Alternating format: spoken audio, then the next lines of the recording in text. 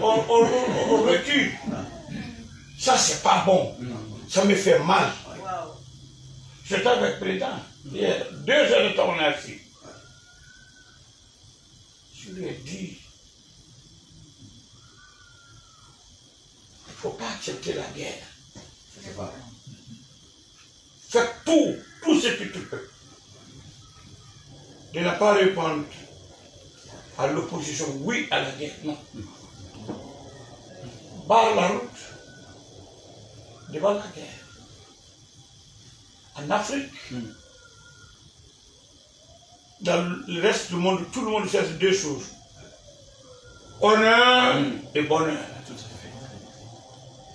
Mais ici, en Guinée, ici, on cherche que le bonheur.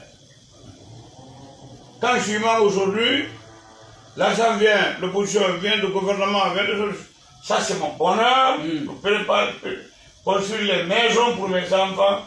Et je oublie mon histoire après moi. Ça c'est l'honneur. Âgé de 80 et quelques ans, monsieur, tu fais quoi avec l'argent? 0. Tu fais avec les femmes? 0.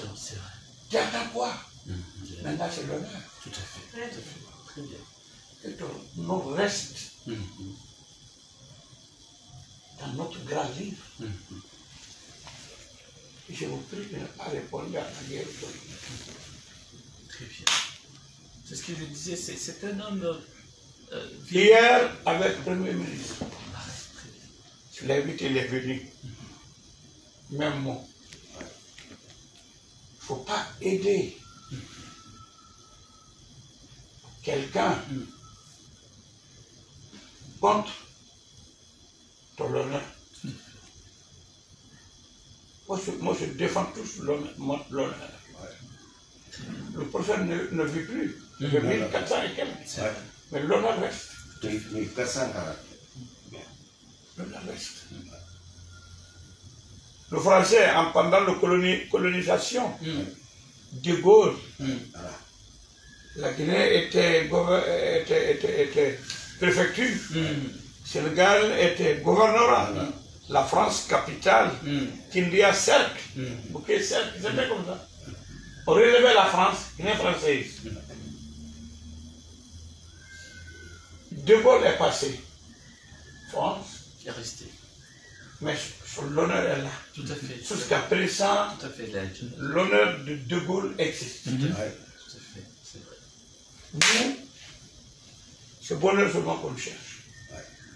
Il a construit tel nombre de maisons. Moi, ma maison, je vais souffrir avec mes enfants. Mais ça suffit. Ici, tu ne vois jamais un fonctionnaire dire ah, si c'est comme ça, je démissionne. Non, on ne démissionne pas. Tu peux me nommer aujourd'hui. Il a comporté ça, le camarade est nommé ministre de l'élevage.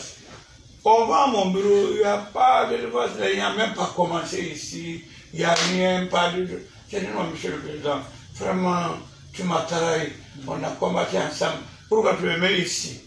C'est parce que ce n'est pas le travail qu'il veut. Sinon, le terrain est bien maintenant pour travailler, il n'y a rien. S'il n'y a rien, tu es ministre, mais il faut te battre.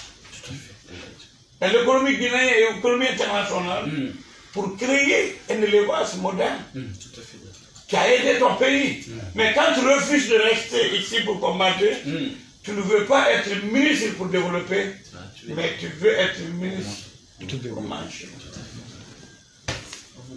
Vous connaissez bien le Guinéen? Ah non, je connais. Bien, le Guinéen. Né ici, grandi ici. Mais comment j'ai eu cet esprit-là? En 1984, on a eu une bourse d'études en Algérie. C'est le premier jour que je m'embarque dans un avion. Arrivé à l'aéroport Charles de Gaulle, on dit les nationaux. Tout Français descend et prend sans arrêter. Nous qui n'avons pas de Français, ça fait beaucoup de choses. J'ai remarqué ça.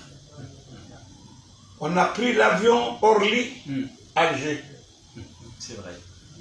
Allé en Algérie, l'avion était en retard. Une sableux que je n'ai pas été.